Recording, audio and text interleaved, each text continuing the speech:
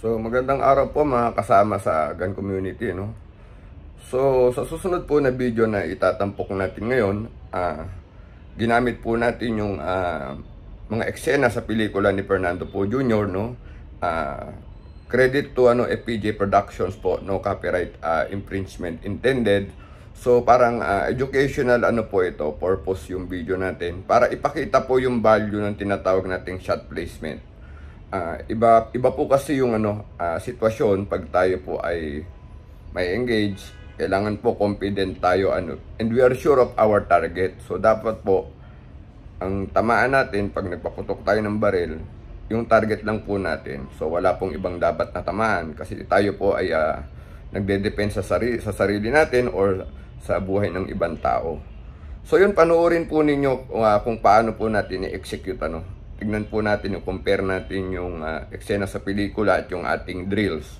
So yun po, ini-encourage po namin yung mga kasama natin sa gun community, lalo na po yung mga member ng One Gun Pilipinas, na we train hard po. Kaya lagi namin sinasabi, sharpening the axe.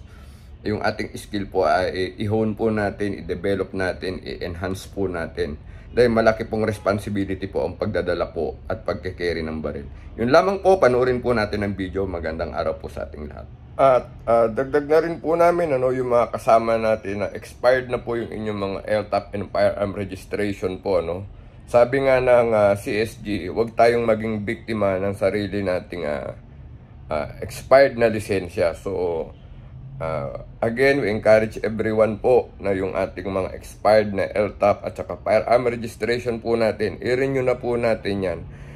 Right from the very start po, nung nag-LTAP tayo, we know for a fact na this is a responsibility po. Paglaanan natin ang oras ng panahon para ma-renew po natin ito upang wag po tayo magkaroon ng mga abala sa mga darating na panahon. So yun lang po, maraming salamat po sa panonood.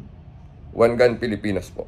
Are you a responsible gun owner? Are you a responsible gun owner? Are you a responsible gun owner? Are you a responsible gun owner? Are you a responsible gun owner? Are you a responsible gun owner? The PNP Civil Security Group would like to advise all firearms holders to renew their license to own and possess firearms and firearms registration within 6 months before its expiry date.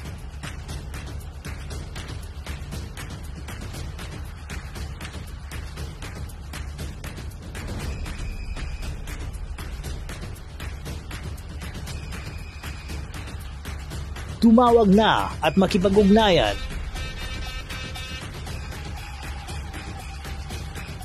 Be a responsible gun owner and be a good Filipino citizen.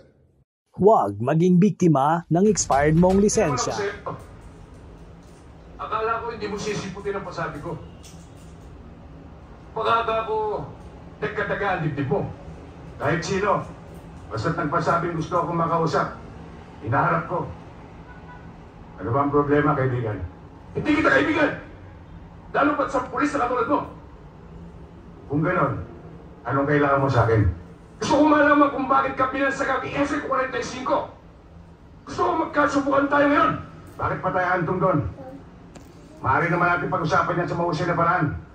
O baka naman makuha natin sa konting target masarap na pulutan. Hindi, kahit anong mangyari.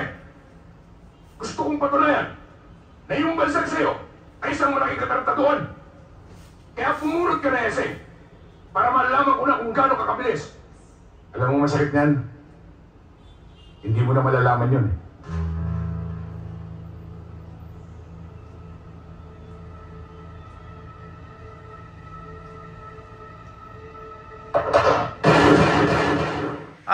Okay.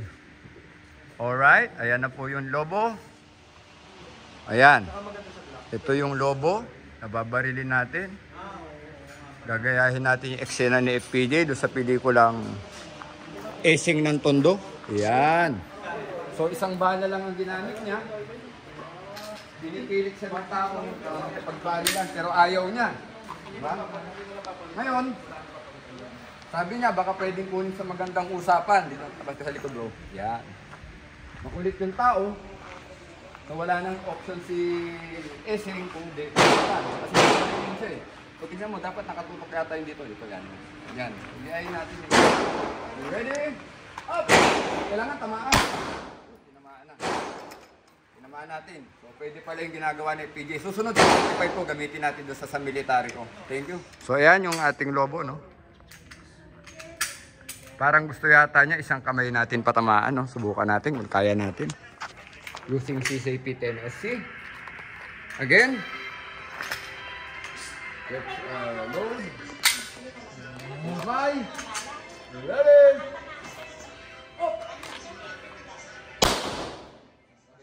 So, yan po, magandang hapon.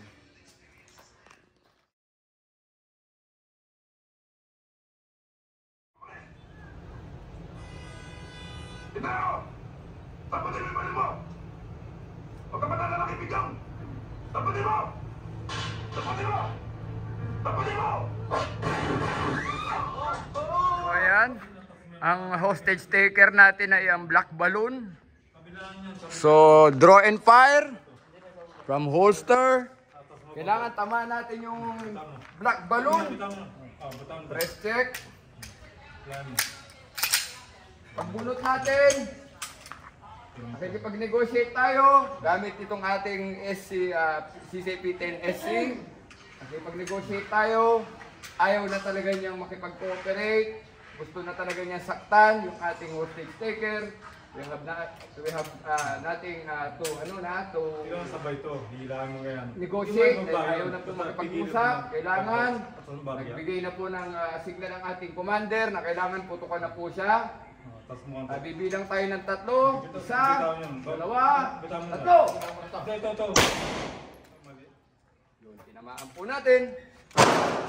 Gamit po ang CCP-10 SC po. Ayan, reliable pistol from CC. Maraming salamat po. Magandang hapon. Tomsky Firing Things. So, marami ng best natin ginawa. Tignan natin kung tatama natin ng biglaang putok yung balon. Ready up! Oh, tinamaan natin, ano? Sumipat ba tayo? So, ayan. Relax lang daw tayo, sabi ni, O, Kuya Jimmy, ito na yung, mo, yung lesson mo, nakaupo tayo, relax. Relax lang tayo. So, ayan. Loaded tayo ng isang bala, no? Nakaupo tayo. So, iaangat lang natin, sabi ni kay Jimmy, no? 1, Jimmy Flores. 2, 3. Sir Jimmy Flores ang ating ngayon. Director. So, ready?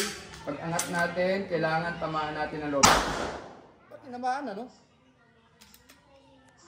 Kaliwa po yun. Tama si kay Jimmy. Tatama tayo, no? Ito sa kasi yan. Kapag mabilis siya, di ba?